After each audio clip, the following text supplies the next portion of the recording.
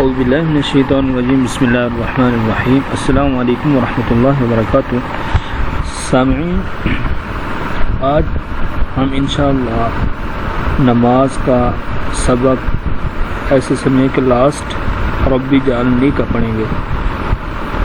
اس سے پہلے جتنے بھی چیزیں ہوتی ہیں وہ ہم پڑھ چکے ہیں، ثنا، سورۃ فاتحہ، اور اس کے بعد کوئی سورت، رکوع، سجود، تشہد، درود شریف وغیرہ وغیرہ ساری چیزیں۔ اور آج جو ہم نے پڑھنی ہے وہ ہے رب اجعلنی مقیم الصلاۃ، یعنی درود کے بعد کی دعا۔ سامعین، اگر آپ میں سے کوئی بھی شخص ہم سے قرآن مجید پڑھنا چاہے یا کوئی دعائیں یا احادیث شریف، تو یہ ہمارا نمبر اسکرین پر سامنے موجود ہے، آپ اس پہ رابطہ کر سکتے ہیں۔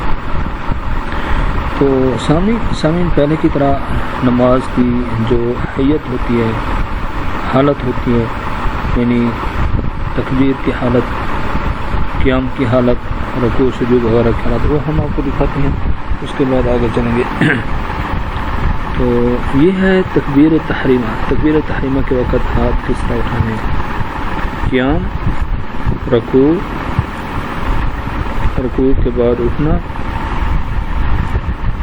سجدہ، اتحیات پر بیٹھنا، سلام پھیرنا،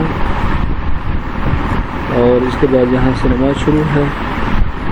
ثنا، توحید تسمیہ، سورۃ الفاتحہ اور سورۃ اخلاص،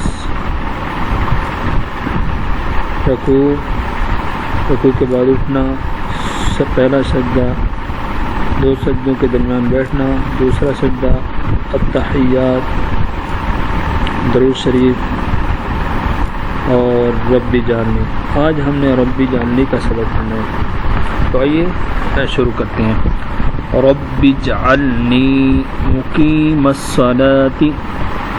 سامعین، یہاں ایک لوگ مسٹیک کرتے ہیں، مقیم الصلاۃ پڑھتے ہیں یا مقیم الصلاۃ پڑھتے ہیں، اس میم کے اوپر پیش پڑھتے ہیں، یہ بہت بڑی غلطی ہوتی ہے، اس کا خیال کرنا ہے۔ مقیم الصلاۃ هو من ذریتی ومن ذریتی، یہ را کے اوپر شد ہے، یا کے اوپر بھی شد ہے، تو سختی کے ساتھ ادا کریں گے۔ ومن ذریتی، ذریتی پڑھنا غلط ہے۔ ربنا وتقبل دعاء، ربنا اغفر لی ولوالدی، یہاں بھی لوگ مسٹیک کرتے ہیں، پڑھتے ہیں والدی پڑھنا غلط ہے۔ ولوالدی وللمؤمنین یوم یقوم الحساب۔ السلام علیکم ورحمۃ اللہ، السلام علیکم ورحمۃ اللہ۔ سامعین، آج الحمدللہ ہمارا جو نماز کے جو اسباب تھے وہ کمپلیٹ ہو گئے ہیں۔ اس کے بعد انشاءاللہ دعائے قنوت اور دعائیں شروع کریں گے۔ السلام علیکم ورحمۃ اللہ وبرکاتہ۔